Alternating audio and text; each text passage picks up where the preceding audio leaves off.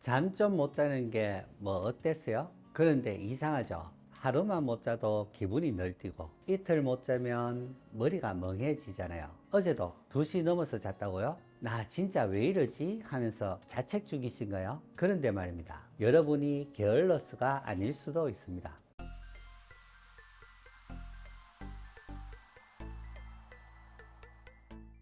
안녕하세요. 이웃집 닥터 이창 원장입니다. 하루 종일 회사에 치이고 사람에 치이고 겨우겨우 하루 끝났나 싶으면 밤 11시쯤 갑자기 내 안에 숨어있던 나만의 시간이 등장하죠. 그때부터 넷플릭스 한 편, 인스타그램 조금만 하다 보면 어느새 새벽 2시, 3시가 훌쩍 보복성 취침 미루기라고 부릅니다. 낮에 통제하지 못했던 하루를 밤에라도 되찾고 싶은 심리가 작동하는 거예요. 게으른 게 아니라 오히려 너무 열심히 살아서 생긴 반작용인 거죠. 예전에 한 여성 환자분이 그랬어요. 애 재우고 설거지 마치면 10시 반인데 그때부터가 진짜 제 시간이거든요. 그래서 매일 새벽 2시까지 핸드폰 보시고 아침엔 다크서클, 멍한 정신으로 출근하고 본인은 이게 문제인지도 몰랐다는 겁니다. 이렇게 쌓인 게 바로 수면 부채입니다. 하루 이틀은 괜찮아요. 그게 쌓이면 이자가 붙습니다.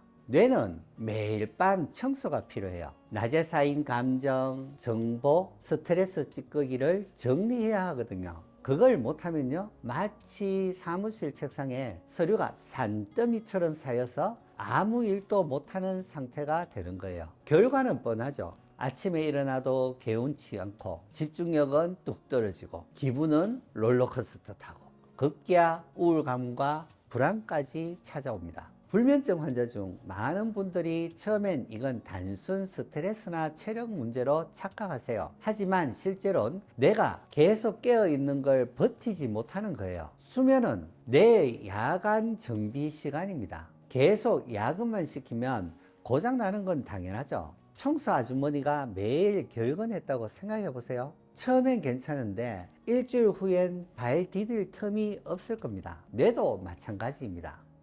감정과 수면은 뇌 안에서 이웃 사촌 같은 관계예요. 감정 조절하는 편도체, 수면 조절하는 시상하부, 이 둘이 신경 전달 물질로 끊임없이 정보를 주고받습니다. 불안하면 코티졸이 증가해서 멜라토닌이 억제되고 결국 잠이 안 옵니다. 반대로 잠을 못 자면 감정 필터가 망가져서 작은 일에도 욱하고 울컥하거나 감정이 롤러코스터를 tab니다. 비유하자면 감정 스위치는 콘센트, 수면은 그 안에 흐르는 전류 같은 거예요. 전류가 불안정하면 감정이 뻥 하고 터지고 아예 끊기면 작동이 멈추는 겁니다. 그래서 수면 부족과 감정 기복은 늘 악순환입니다. 단순 피로 아니에요. 정신 건강의 아주 중요한 지표입니다. 그리고 뇌는 잠잘 때도 쉬지 않습니다. 독성 물질과 노폐물을 쓸어내요. 이게 안 되면 다음날 머리가 무겁고 짜증은 증가하고 우울감도 올라옵니다. 또 하나, REM 수면 중에 감정 기억을 정리합니다. 하루 동안 겪은 창피함, 억울함과 스트레스, 쓸 건 저장하고 버릴 건 삭제하는 거죠. 이걸 못하면 감정 찌꺼기와 함께 일어나는 겁니다. 이제 본격적으로 실천 팁을 말씀드릴게요. 저는 원래 올빼미예요 하는 말 진료실에서 많이 듣습니다. 그런데 진짜로 선천적으로 야행성인 분은 거의 없습니다. 대부분은 스마트폰, 조명, 야근 같은 생활 환경에 적응한 결과이죠. 물론 아침형, 저녁 체질은 있지만 늦게 자고 늦게 일어나는 생활을 오래 하다 보면 뇌는 사회적 시차에 빠져들게 됩니다. 주말엔 새벽 3시에 취침하고 11시 기상을 하고 월요일엔 아침 7시 기상, 뇌는 패닉이죠. 결국 멜라토닌 리듬은 꼬이고 렘 수면 질은 떨어지고 면역력, 기분, 집중력까지 무너집니다. 한마디로 뇌가 비상등 켜진 채로 날아가는 비행기처럼 삐걱거립니다. 그럼 이제 수면 환경도 살펴볼까요? 사실 수면 환경은 수면약보다 강력한 보약입니다. 하지만 현실은 어떨까요? 왜 잠이 안 올까라며 찾아오시는 분들 중 실내 온도, 습도, 조명, 소리, 향 다 무관심한 경우가 많습니다. 그래서 제가 수면 환경 탐정이 돼야 돼요. 꿀잠 방해꾼 리스트 출동합니다. 첫 번째, 온도 18도에서 20도 유지하는 게 가장 좋아요. 너무 더우면 열 식히려고 내가 깨어 있고, 너무 추우면 몸이 긴장해서 깊은 잠에 못 들어갑니다. 두 번째, 습도 40에서 60%를 유지하세요. 건조하면 코가 막히고 미세한 기침 때문에 자주 깨게 됩니다. 젖은 수건 하나라도 침대 옆에 걸어두면 큰 도움이 돼요. 세 번째, 빛 작은 스탠드 불빛, TV 대기등, 공기청정기 파란불, 이런 작은 빛도 뇌를 각성시킵니다. 암막 커튼, 간접 조명, 수면 안대 적극 추천합니다. 네 번째, 소리. 귀는 자는 동안에도 듣고 있어요. 시계 초침 소리, 냉장고 소리도 방해가 됩니다. 화이트 노이즈나 정적 환경을 만들어 주세요. 다섯 번째, 냄새와 촉감. 향초나 디퓨저 향이 너무 강하면 오히려 수면 방해가 됩니다. 그리고 이불 무게나 베개 높이도 체형에 맞게 조정하는 게 중요합니다. 수면은 극장 상영과 같습니다. 조명, 음향, 좌석이 좋아야 몰입하듯 뇌는 이제 잘 시간이구나 라고 인식해야 잠이 듭니다.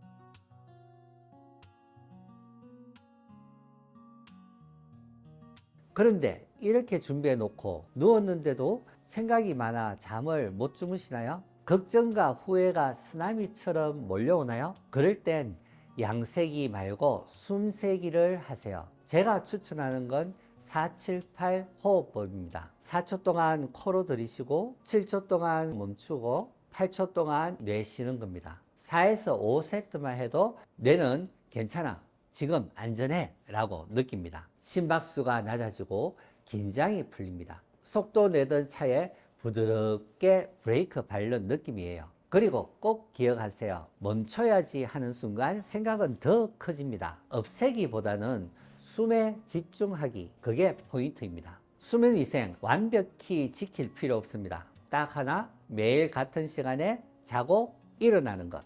뇌는 시간을 기억합니다. 매일 11시 취침, 7시 기상이 반복되면 멜라토닌, 체온, 뇌파까지 자동으로 세팅됩니다. 그리고 꿀팁 하나 더. 침대는 오직 자는 데만 쓰세요. 폰 보고 회의하고 책 읽고 다 침대에서 하면 뇌는 침대는 깨어있는 곳이라고 인식합니다. 이 두 가지만 해도 수면 질은 확 올라갑니다. 하지만 이런 노력에도 불구하고 여전히 잠들기 어렵고 우울감, 불안이 동반된다면 그건 습관의 문제가 아닐 수도 있어요. 다음과 같은 경우엔 전문가 상담이 꼭 필요합니다. 2주 이상 잠드는데 30분 이상 걸리거나 자주 깨는 경우, 아침에 개운하지 않고 낮 동안 무기력한 경우, 잠 못 잘까봐 걱정이 앞서는 경우, 수면 문제와 함께 우울, 불안, 자존감 저하가 동반될 경우 내가 감정 조절 기능을 잃었다는 신호일 수 있습니다. 이럴 땐 약물, 인지치료, 생활습관 개입이 분명 도움이 됩니다. 잠은 사치가 아닙니다. 생존입니다. 잘 자야 내가 나를 지킬 수 있습니다.